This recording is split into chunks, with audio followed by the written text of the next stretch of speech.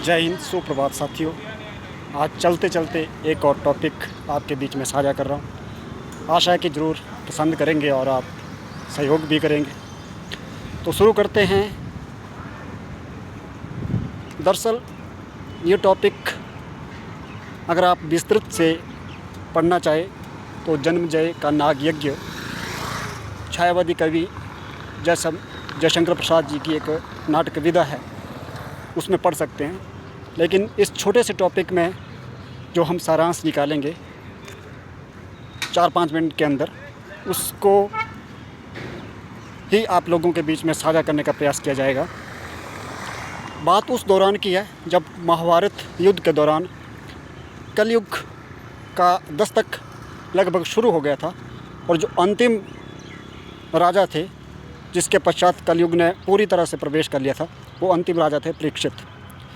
आप सभी जानते हैं कि युधिष्ठिर के पुत्र, अर्जुन के पुत्र, अभिमन्यु के पुत्र जो परीक्षित थे, बहुत ही धार्मिक स्वभाव के व्यक्तित्व था उनका, और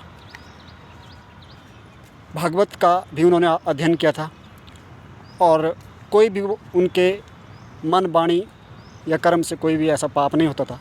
लेकिन जैसे ही कलयुग का प्रवेश होता है तो उनके मस्तिष्क में जो कलयुग का दुष्प्रभाव होता है उसकी वजह से वो एक ऋषि थे और जब वो ऋषि तपस्या में थे तो उनके ऊपर मरा हुआ सांप डाल देते हैं। जब ऋषि समाधिधीन अवस्था से में होते हैं और उसके बाद देखते हैं कि ऐसा दुर्व्यवहार किसने किया, तो जब उनको राजा परीक्षित के बारे में चलता है कि ये उन्होंने किया, तो उनको बड़ा आश्चर्य होता है कि एक धर्मपरायण व्यक्ति इस तरह की हरकत नहीं कर सकता।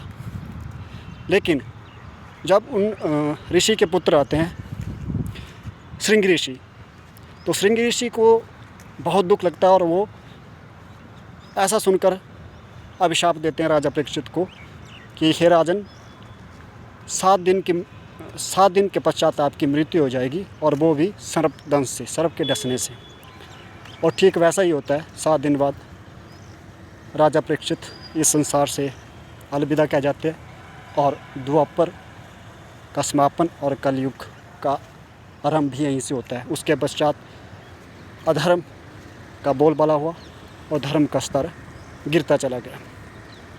लेकिन फिर वो प्रतिशोध की भावना, सब कुछ ऐसा बढ़ता गया और उनके परीक्षित के पुत्र हुए जन्मजय।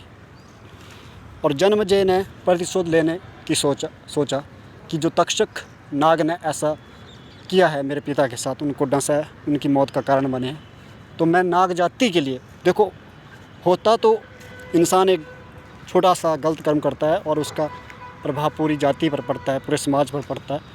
तो पूरी नाग जाति को विध्वंस करने के लिए उन्होंने एक नाग यज्ञ दहन, एक ऐसा यज्ञ करवाया जिसमें ऐसा बताया जाता कि जन्मजय का पूरा प्रण संकल्प था कि वो नाग जाति का जो है अंत करके रहेंगे। लेकिन वही एक अंतिम पल था जब ऐसा वर्णन आता है कि एक आस्तिक नामक एक ऋषि हुए जिन्होंने इस यज्ञ को बंद करवाया था और एक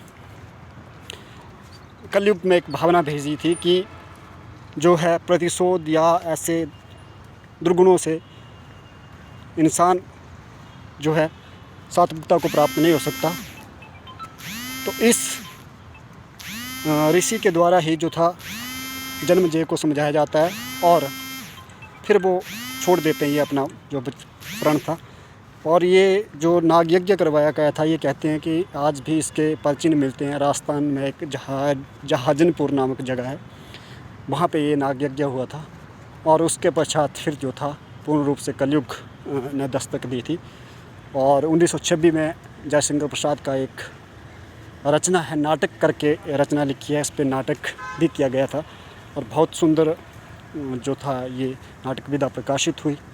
और इसमें मैंने डिस्क्रिप्शन में लिंक डाला है, अगर आप और पढ़ना चाहेंगे। ठीक है, फिर अन्य टॉपिक के साथ आपसे मुलाकात होगी। जय हिंद।